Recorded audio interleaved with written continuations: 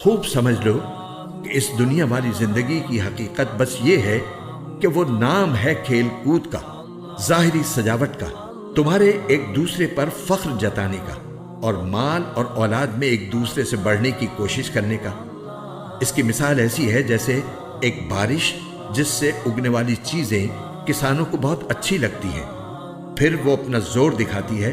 پھر تم اس کو دیکھتے ہو کہ زرد پڑ گئی ہے،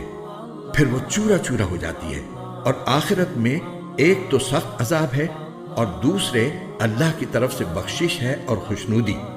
اور دنیا والی زندگی دھوکے کے سامان کے سوا کچھ بھی نہیں ہے۔ یہاں اللہ تعالیٰ نے ان دلچسپیوں کا ذکر فرمایا ہے جن سے انسان اپنی زندگی کے مختلف مرحلوں میں دل لگاتا ہے۔ بچپن میں ساری دلچسپی کھیل کود سے ہوتی ہے، اور جوانی کے دور میں زیب و زینت اور سجاوٹ کا شوق پیدا ہوتا ہے،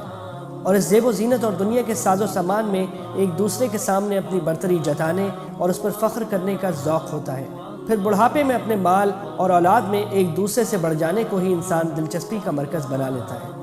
اور ہر مرحلے میں انسان جس چیز کو اپنی دلچسپی کی معراج سمجھتا ہے، اگلے مرحلے میں وہ بے حقیقت معلوم ہونے لگتی ہے، بلکہ بعض اوقات انسان اس پر ہنستا ہے کہ میں نے کس چیز کو اپنی زندگی کا حاصل سمجھا ہوا تھا۔ آخرت میں پہنچ کر انسان کو پتہ چلے گا کہ یہ ساری دلچسپیاں بے حقیقت تھیں، اور اصل حاصل کرنے کی چیز تو یہ آخرت کی خوشحالی تھی۔